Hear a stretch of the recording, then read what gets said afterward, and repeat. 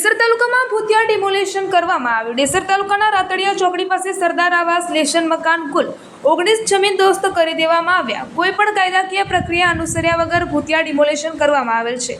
ગરીબ પરિવારોને સરકાર દ્વારા ફાળવવામાં આવેલા આવાસો જેસીબી મશીનોથી તોડી પાડવામાં આવ્યા હોવાના ગંભીર આક્ષેપોથી સમગ્ર વિસ્તારમાં ચકચાર મચી ગઈ છે। ગ્રામજનો દ્વારા તાલુકા વિકાસ અધિકારી સમક્ષ લિખિત રજૂઆત કરીને સમગ્ર કૌભાંડની ઉચ્ચસ્તરીય તપાસ કરવાની માંગ કરવામાં આવી રહી છે। રજૂઆત મુજબ સરકારની યોજના હેઠળ વર્ષો પહેલા ફાળવવામાં આવેલા આવાસો પર લાભાર્થીઓનો કાયદેસર હક હોવા છતાં કોઈ પણ નોટિસ, કોઈ કાયદેસર કાર્યવાહી કે કોઈ પારદર્શક પ્રક્રિયા વિના જેસીબી ચલાવવામાં આવ્યું હોવાનો આક્ષેપ કરવામાં આવ્યો છે। ગ્રામજનો પણ પ્રશ્ન ઉઠાવી રહ્યા છે કે જો આવાસો ગેરકાયદેસર હતા તો વર્ષો સુધી તંત્ર મૌન કેમ રહ્યું, અને જો કાયદેસર હતા તો તેમને તોડવાનો અધિકાર કોને આપ્યો? આ મામલામાં સૌથી ગંભીર બાબત એ માનવામાં આવી રહી છે કે ગરીબ અને વંચિત પરિવારો માટે સરકાર દ્વારા ઊભા કરાયેલા આશ્રય સ્થાનોની જ તંત્રની આંખો સામે જમીનદોસ્ત કરી દેવામાં આવ્યા હોવાનો આક્ષેપ થઈ રહ્યો છે, જેના કારણે પંચાયતની કામગીરી, જવાબદાર અધિકારીઓની ભૂમિકા અને સમગ્ર પ્રક્રિયાની પારદર્શિતા અંગે ગંભીર શંકાઓ ઊભી થઈ રહી છે।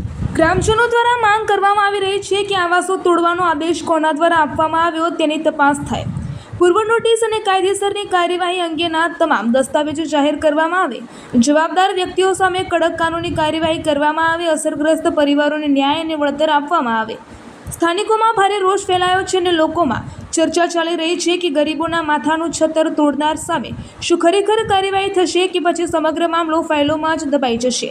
હવે સમગ્ર વિસ્તારની નજર તાલુકા અને જિલ્લા તંત્રની કાર્યવાહી પર મંડાયેલી છે।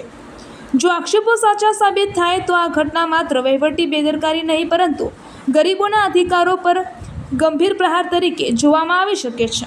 રિપોર્ટર ચિરાગ ત્રિવેદી। મારું નામ આનંદીબેન છે અને અમારું અવાજ પાડી નાખ્યું છે। કોએ તોડી નાખ્યું છે તમારું આવાસ? હે? કોએ તોડ્યું છે?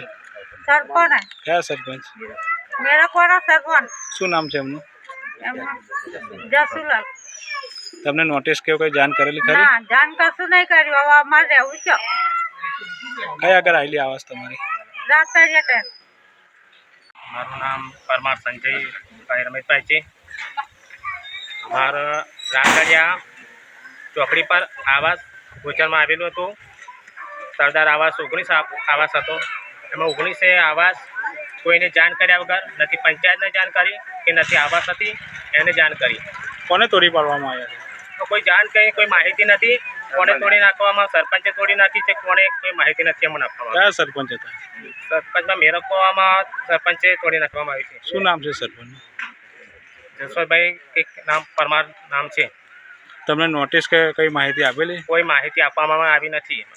જાણ કરેલી? કોઈ જાણકારી નથી। ક્યારે તોડવામાં આવ્યા? હવે 2 દિવસમાં અંદર તોડી નાખવામાં આવી છે। અમારે કોઈ જાણ પણ નથી કરી। તમારે શું રજૂઆત છે હવે સરકાર? અમારે સરકાર છે ને એવી રજૂઆત છે કે અમારી સરદાર આવાસ પાછી આપવામાં આવી। અમને જમીન ન હતી તે અમારી સરકારે જમીન આપી અને આવાસ પાછી બનાવવામાં આવી હતી।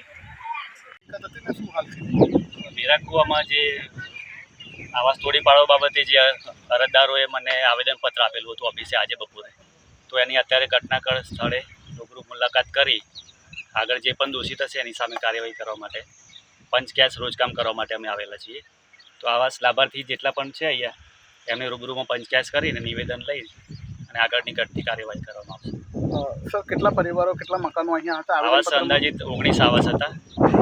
હવે તલાટી મંત્રીના રેકોર્ડમાં કેટલા આવાસ છે એ પણ ચેક કરવામાં આવશે અને જે પણ દોષિત હોય આ ગેરકાયદેસર રીતે તોડી પાડે છે એની સામે કાર્યવાહી કરવામાં આવશે।